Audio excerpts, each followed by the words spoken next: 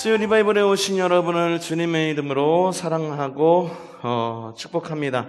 지난주 우리가 추석이었죠. 그래서 지난주에 못 모였고 지지난주부터 예수님의 공생에 들여다보고 있습니다. 지지난주에는 공생의 1년차, 오늘은 몇 년차일까요? 2년차, 다음 주에는 3년차, 이렇게 보도록 할 예정입니다. 자, 예수님의 공생의 1년차 사역, 여러분 좀 이렇게 정리해 보면은 여러분들 가지고 있는 페이퍼에도 안 나와 있을 것 같아요. 공생애를 준비하는 시간이 있었고, 예루살렘에서의 시간이 있었고, 그리고 갈릴리에서의 시간이 있었습니다. 예수님의 공생의 시작은 AD 27년, 예수님이 30살에 십자가를 지셨죠. 그래서 AD 27년, 3년을 기준으로 해서 27년으로 이렇게 잡습니다. 그전에는 준비 기간이 있었고, 언제나 공생의 연차를 따질 때는 언제나 그 시작을 6월절로 본다라고 여러분에게 말씀을 드렸습니다. 예루살렘에서 8개월, 그리고 갈릴리 가버나움에서 8개월 이렇게 사역을 이어가셨습니다. 자, 예수님의 2년차 사역은요, 갈릴리에 살고 있는 이스라엘 민중, 그 낮은 계층의 사람들에게 관심을 보이신 순회 사역으로 이렇게 이어지는 것을 볼 수가 있습니다. 특별히 공간복음에서는 예수님께서 갈릴리에서 어떤 사역을 하셨는지 아주 지대한 관심을 갖고 있습니다. 왜 갈릴리냐 하면은, 이 갈릴리는 각종 인종들의 집합소였기 때문이에요. 유대인, 베니게인, 수리아인, 아라비아인, 여러 민족들이 어우러져서 살던 곳이었기 때문에 잘 어울리면야 유나이티드 해서 더 유나이티드 오브 갈릴리 이래가지고 USG 유나이티드 스테이츠 오브 갈릴리 해가지고 USG 이래가지고선 잘 살면 좋겠지만, 아시다시피 많은 민족들이 살다 보면은 여러 반목과 갈등들, 그리고 서로의 문화에 대한 오해들 때문에 많은 문제들, 이런 것들이 생기게 마련입니다. 특별히 예수님께서 활동하시던 곳은 갈릴리 가운데에서도 가버나움이라고 하는 지역입니다.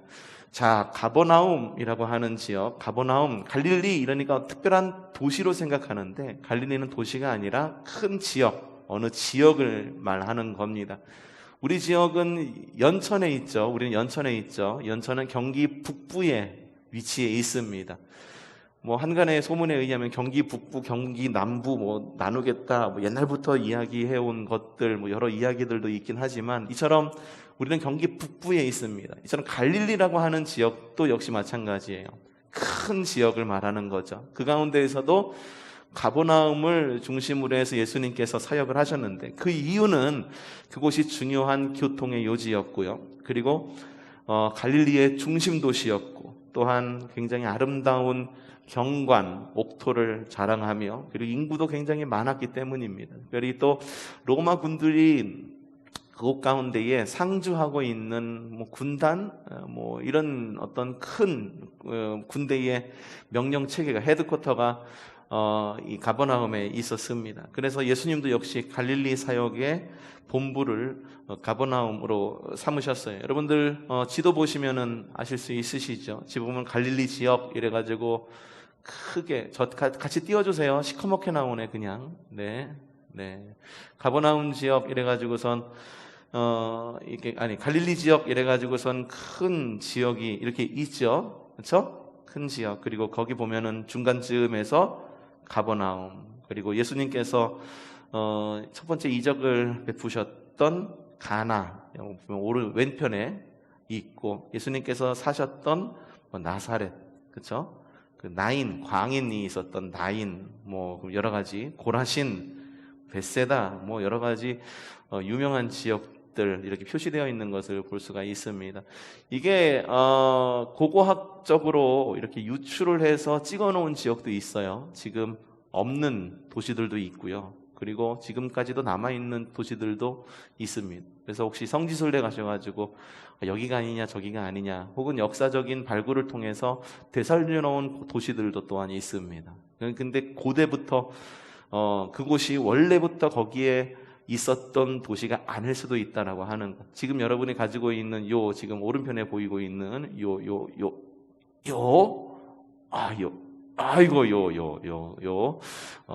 지도 역시 과거에 이런 지역에 이게 있었을 것이다 라고 추측으로 이렇게 만들어 놓은 것도 있습니다. 자, 예수님의 공생에 2년차 공생에 특별한 절기로 시작한다고요. 이렇게 1년차에서처럼 2년차 역시 특별한 이 절기를 중심으로 절기를 시작으로 시작한다고 그랬는데 그 절기의 이름이 뭐라고 그랬죠? 네, 맞습니다. 6월절입니다. 예루살렘에서 6월절을 지킴으로 시작이 됩니다. 그래서 6월절이 되면은 예수님께서 제자들에게 말씀하시는 거예요. 야, 이 시간이 됐다. 짐 챙겨라. 우리 또 올라가자. 또 예루살렘으로 올라가시는 겁니다. 예수님의 공생의 2년 차는요, 예루살렘에서 있었었고, 또 하나는 갈릴리에서 이렇게 있었었는데, 예루살렘에서 있었던 것, 그리고 갈릴리로 올라가면서 있었던 일 가운데에 가장 중요하고 핵심적인 이유는 과연 안식일의 주인이 누구냐는 거예요. 안식일의 주인이 누구냐? 안식일의 주인이 누구냐? 뭐 지금은 너무 당연하죠. 안식일의 주인이 누구십니까? 주님이 안식일의 주인이시죠. 근데 이때에는 안식일의 주인이 누구인지에 대한, 과연 예수님이 안식일의 주인인가? 하나님과 예수님이 같은 분이다라고 하는 어떤 굉장히 좀 혼란스러운 어떤 그런 생각을 가지고 있었던 시기가 이때 시기였었습니다. 자, 2년차 사역의 특징, 예루살렘에 올라가셨다. 6월절에 되셔서 예루살렘에 올라가셨는데, 사실 예루살렘에 올라가신 때가 어느 때인지 기간은 굉장히 좀 불분명하고, 그리고 많은 이적들, 기적들의 모습들이 보여지는데, 이런 이적들과 기적들을 보여주시면서도 말하지 마, 사람들한테 말하지 마, 이렇게 이야기합니다. 지금 같으면 어떻겠습니까? 우리 교회에 막 이적이 일어나서 죽은 사람이 막 살아나는 거야. 그러면은 여러분 어떻겠습니까? 막 소문 내야 하잖아요. 그쵸? 그냥 홍보 막 하고 전도하고 그러면 막 사람들이 구름대처럼 몰려들 것 같지만, 주님께서는 이적을 일으키시고도 말하지 마라, 소문내지 마라 라고 이야기하십니다. 그 이유가 뭘지 뒤에서 생각해 볼 것입니다. 그리고 12제자를 부르신 다음에 12제자를 확정시키시고 산상수훈이 바로 2년 차에 있었던 사건입니다. 자, 첫 번째 사건, 이게 시간 순으로 기록되지 않은 부분도 있습니다. 이 시대에 이 시간 가운데 이런 일이 있었다라고 하는 정도로만 보시면 되십니다. 자, 베데스다 연못에서 38년 된 병자를 고칩니다. 자, 예루살렘에 머물러 있었던 이 기득권 세력들은요, 6월절이 다가오면서 굉장히 많은 우려를 했을 것입니다. 야, 이 예수라는 사람이 또 올라올 텐데, 야, 이거 또 올라와가지고 또 무슨 일을 저지를지 굉장히 긴장하고 있었을 거예요. 무슨 사고 치지 않을까? 아니나 다를까 주님께서 예루살렘에 들어오셔서 베데스다 연못에서 38년 된 중풍병자를 고치시는 이적을 베푸시게 됩니다. 자, 여러분 당시에 예루살렘의 모습들 가지고 계실 거예요. 그렇죠? 예, 이렇게 나와 있어요. 베데스다 연못 보니까는 성전이 어디 있나요? 성전? 예, 거기 있죠? 예, 거기 있죠? 네, 거기 있어요. 성전이 거기에 있고, 성전 북쪽으로 베데스다 연못이 있습니다. 성전에서 굉장히 가까워요. 요새라고 적혀 있는 부분은 이게 이제 그 로마 군이 장악하고 있었습니다. 그래서 성전에서 상주하면서 높은 곳에서 성전 안도 들여다보고 성전 밖도 들여다보면서 유대인들을 감시했어요. 그래서 요새가 그곳 가운데에 있는 것을 볼 수가 있죠. 자, 실로암, 유명한 그 실로암은 어디 있나요? 실로암 여기, 네, 여기쯤에 있죠. 여기쯤에 실로암이 있고, 헤롯궁 뭐 이런 여러 가지 이런 문들, 뭐 가이사랴 방면, 뭐 여리고 방면, 베다니 방면, 뭐 겟세마네가 어디인지. 겟세마네가 어디 있어요? 예수님께서 기도하신 겟세마네? 네, 오른편 한 상단쯤, 중간 상단쯤에 겟세마네가 있죠. 이게 지금 말하고자 하는 거는 베데스다 연못에서 이적이 일어난 거예요. 성전 굉장히 가까운 곳에서 이적이 일어난 겁니다. 그러니까 이것을 갖다가 누가 봤을까? 예, 사람들만 본 것이 아니라 유대인들 모든 사람들이 본 겁니다. 대제사장까지 다 본 거죠. 베데스다 이러니까는 이 이름이 잘 와 닿지 않죠. 성경에서 벳이라고 하는 말은 집을 뜻합니다. 집. 벳엘 이러면 어디입니까? 뭐를 말합니까? 베델을 말하면 뜻이 하나님의 집을 뜻합니다. 그러면 이 베데스다라고 하는 건 무슨 말일까? 이거 말고 또 있어요. 베들레헴. 베들레헴이라고 우리가 풀어 쓰는데 벳레헴이라고 있습니다. 그래서 베들레헴이라는 빵집이라는 의미를 담고 있어요. 생명의 빵으로 오신 예수님이 베들레헴 빵집이라고 하는 지명에서 생명의 빵으로 오셨다라고 굉장히 큰 의미를 담고 있죠.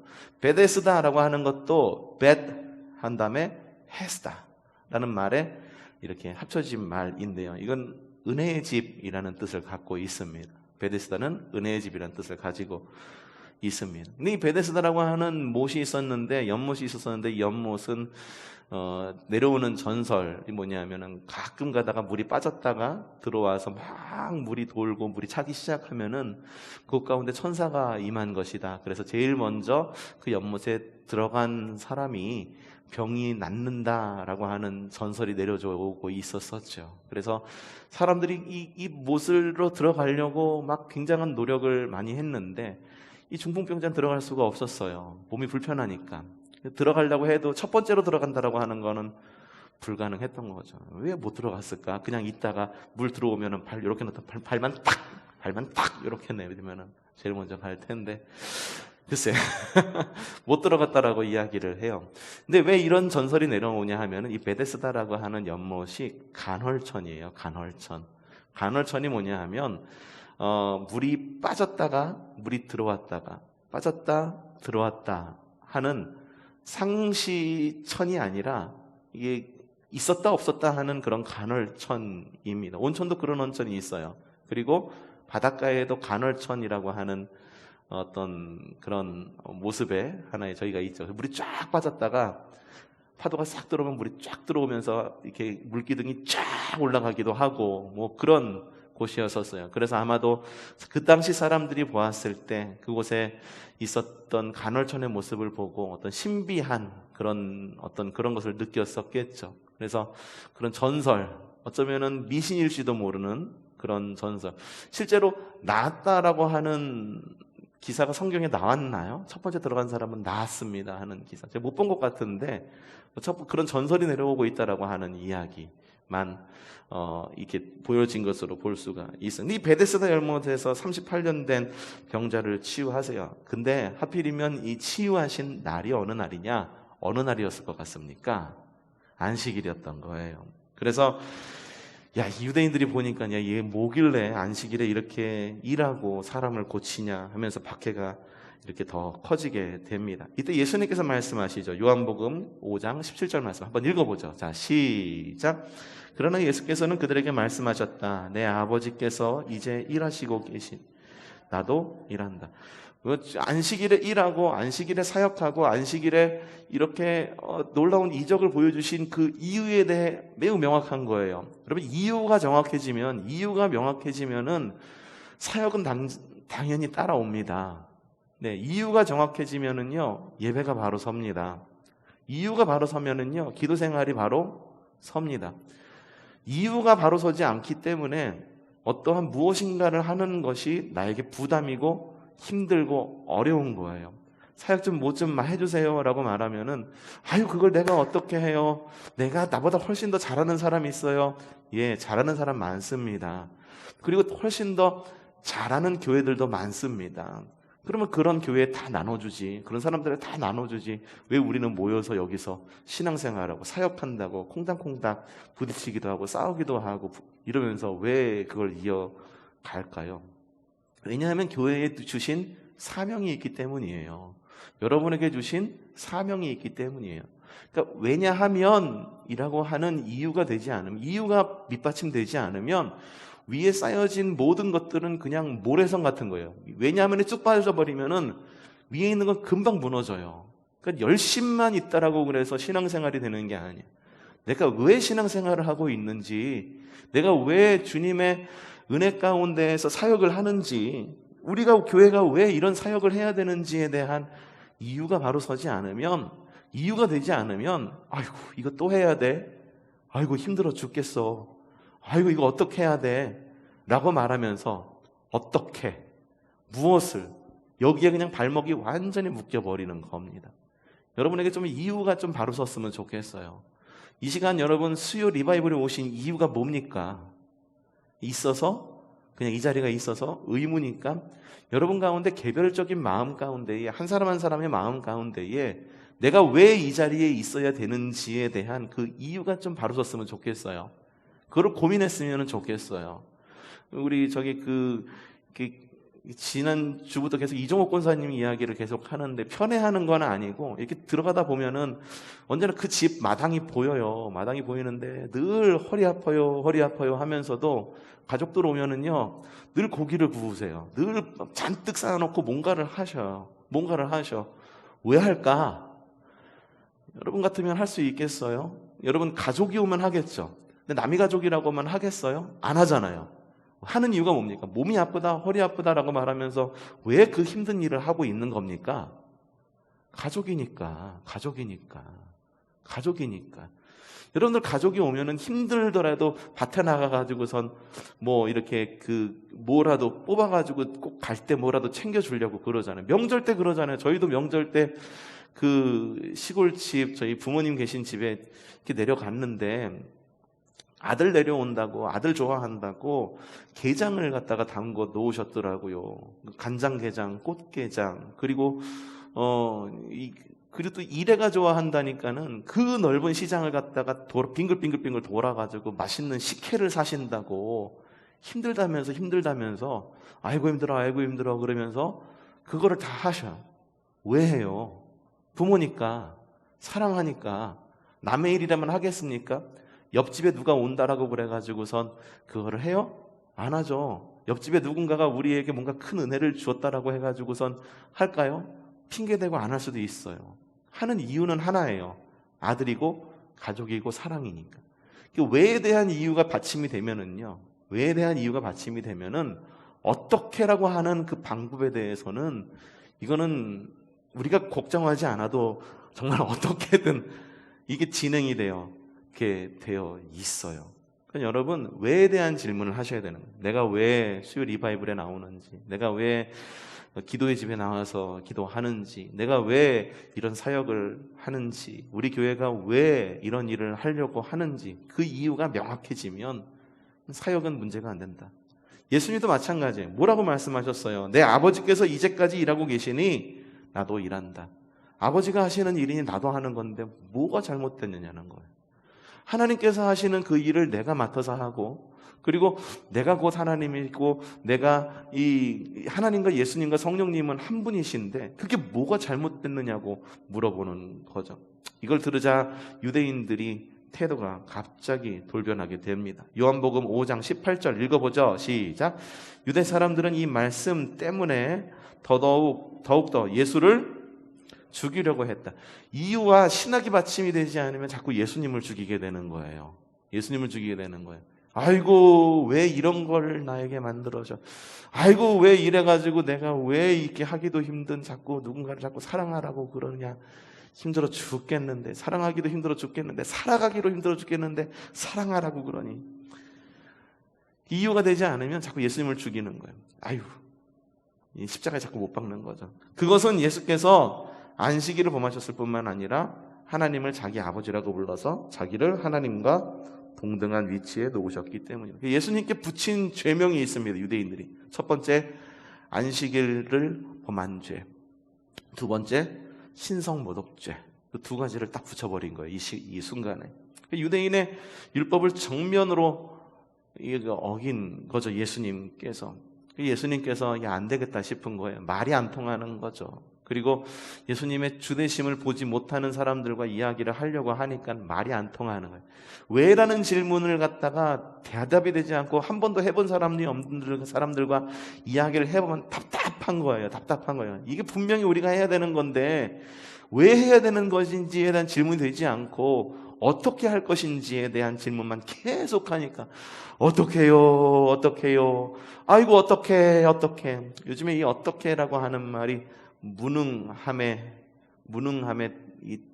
표현하는 대표적인 말로 인터넷이나 젊은 사람들 가운데 쓰입니다. 그래서 어떻게 그래갖고 뭐 성차별적인 어떤 그런 어떤 사건 가운데에서 일어나는 좀 그런 다름의 하나의 모습으로 보여줄 수도 있지만 하나의 무능의 모습으로도 보여지는, 여러분이 궁금하시면 인터넷 한번 찾아보시면은 되세요. 왜 어떻게를 물어요? 왜를 물어야 되는 거예요? 왜를 해야 되는지. 그래서 주님께서는 말씀하십니다. 야, 얘네들하고 말이 또 안 통하는구나. 야, 보따리 싸라. 다시 갈릴리로 가자. 여기는 우리가 있을 곳이 아니야. 그리고 다시 갈릴리로 가십니다. 그 이후부터 계속해서 안식일에 대한 논쟁이 이어집니다.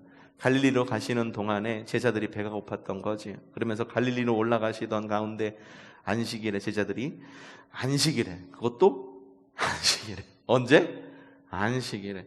제자들이 밀 이삭을 잘라서 손으로 비비고 먹었어요. 이거 율법의 3가지를 어긴 거예요. 추수하고 타작하고 요리한 죄. 야, 이렇게 법이 많아가지고 어떻게 살아갈 수가 있을까?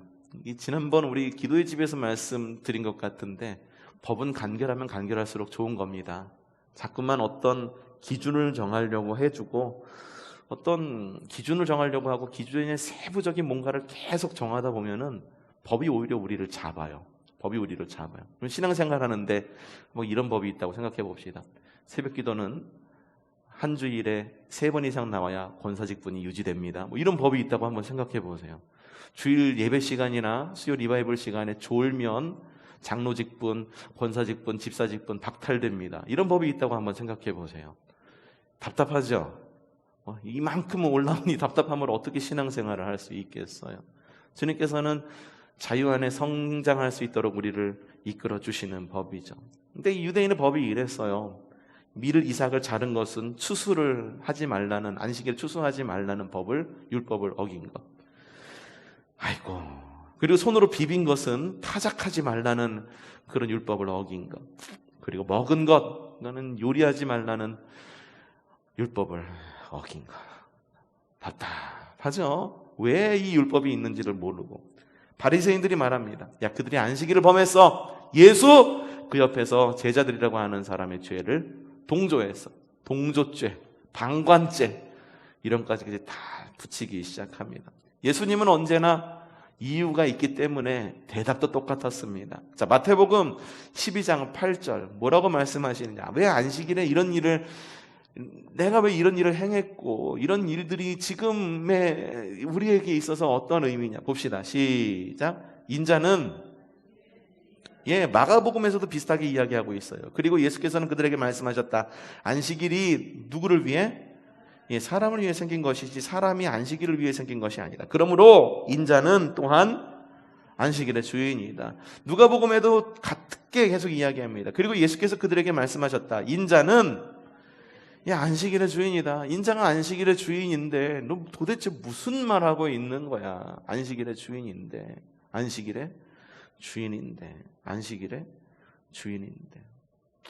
이게 안식일의 주인이라고 그래갖고선 내가 이렇게 하면 내가 길을 만드는 사람이야. 그게 아니라 안식일보다 주님이 훨씬 더 크시다는 거예요. 그리고 지금 좀 볼 줄 알라. 좀 이런 보는 어떤 영적 흐름과 그리고 좀 이런 메시아적 어떤 그런 사명을 좀 폭넓게 보라고 하시는 거죠. 그 다음에 가버나움으로 올라가시는데 가버나움에서 또 이 가버나움 회당에서 손 마른 자를 고치시는데 그때가 또 언제입니까? 그때가 언제예요? 안식일이에요. 또 안식일에 주님께서 일을 하시는 거예요. 이 두 사건으로 인해 갖고 두 부류의 사람들이 늘어나는데 첫 번째, 예수님을 따르는 자가 엄청나게 늘어났습니다. 두 번째, 예수님을 죽이려는 자 역시 많이 늘어났습니다. 마가복음 3장 6절 이렇게 적혀 있죠. 그러자 바리새파 사람들은 바깥으로 나가서 곧바로 어떻게?